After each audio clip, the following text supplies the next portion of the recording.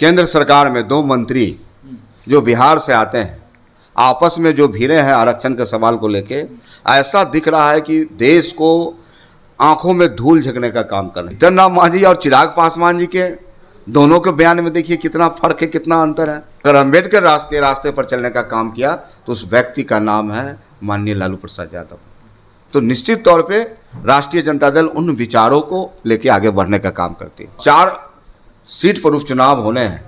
पूरी तरह से पार्टी के एक एक कार्यकर्ता, महागठबंधन कार्यकर्ता पूरी तरह से विचारों से लैस हैं और चारों विधानसभा जो उपचुनाव उसमें हम लोग जीतने का काम करेंगे। तुरंत स्नातक के लिए तमाम जो हमारे जिला के सम्मानित अध्यक्ष हैं, प्रधान महासचिव हैं, पार्टी वर्कर है, प्रदेश कमेटी के लोग हैं, सभी लोग स्नातक के मेंबरशिप बनाने में लगे हुए हैं। 2 बार से आप लोग चुनाव वहाँ पे हार गए हैं, इस बार हम लोग वहाँ जीतने वाले हैं।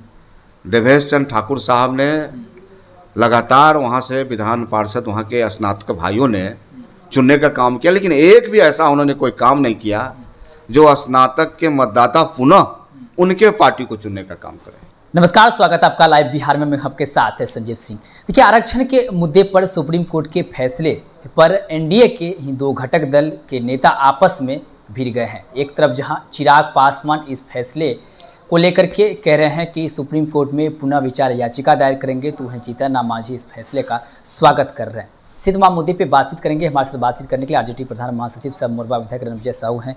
क्या कहेंगे आरक्षण के मुद्दे पर सुप्रीम कोर्ट का जो फैसला आया है, इसको लेकर के चिराग पासवान और जीतन राम मांझी आपस में भिड़े हुए हैं, कैसे देखते हैं? देखिए, यह देश अंबेडकर जी के संविधान बनाए हुए रास्ते पर यह देश चलता है, लेकिन जिस प्रकार से केंद्र सरकार में 2 मंत्री जो बिहार से आते हैं, आपस में जो भिड़े हैं आरक्षण के सवाल को लेके, ऐसा दिख रहा है कि देश को आंखों में धूल झकने का काम कर रहे हैं। पहले तो वो दोनों माननीय मंत्री महोदय आपस में तय कर लें कि सही क्या है, गलत क्या है।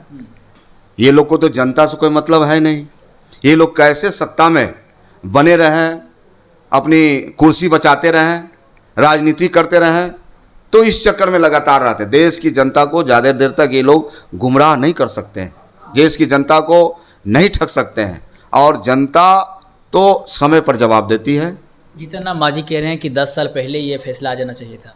जीतन राम मांझी और चिराग पासवान जी के दोनों के बयान में देखिए कितना फर्क है, कितना अंतर है। दोनों पार्टनर हैं केंद्र सरकार में, एनडीए की सरकार में, डबल इंजन की सरकार में। तो पहले दोनों मंत्री जी को तय करना चाहिए सही क्या है, गलत क्या है। चिराग पासवान कह रहे हैं कि पुनर्विचार याचिका दायर करेंगे। आप लोग के क्या स्टैंड है इस पर? देखिए, राष्ट्रीय जनता दल तो एक गरीब कमजोरों की पार्टी है, लगातार अंबेडकर जी के विचारों पर चलने वाली पार्टी है। और सचमुच देश में कोई व्यक्ति अगर अंबेडकर रास्ते पर चलने का काम किया तो उस व्यक्ति का नाम है माननीय लालू प्रसाद यादव। तो निश्चित तौर पे राष्ट्रीय जनता दल उन विचारों को लेके आगे बढ़ने का काम करती है। बिहार विधानसभा के 4 सीट पर उपचुनाव होने हैं, क्या कुछ तैयारी है आप लोग? राष्ट्रीय जनता दल एक कार्यकर्ताओं की पार्टी है, युवाओं की पार्टी है, गरीब मजदूरों की पार्टी है। लगातार यह पार्टी चुनाव के लिए कमर कसी हुई है और 4 सीट पर उपचुनाव होने हैं। पूरी तरह से पार्टी के एक एक कार्यकर्ता, महागठबंधन कार्यकर्ता पूरी तरह से विचारों से लैस हैं और चारों विधानसभा जो उपचुनाव उसमें हम लोग जीतने का काम करेंगे। महागठबंधन के कौन से दल किस सीट से चुनाव लड़ेंगे, इसको लेकर बातचीत हुई? तो इसके लिए तो हमारे माननीय नेता तेजस्वी प्रसाद यादव जी, सभी घटक दलों के साथ बैठकें होगी और हमारी पार्टी में लोकतंत्र है, महागठबंधन में लोकतंत्र है, चर्चाएं होगी, प्रत्याशी की नाम आएंगे, उन पर चर्चाएं होगी। और हमको लगता है अध्ययन करने के बाद निश्चित रूप से पार्टी कब तक ले बैठक? जल्द ही होगा।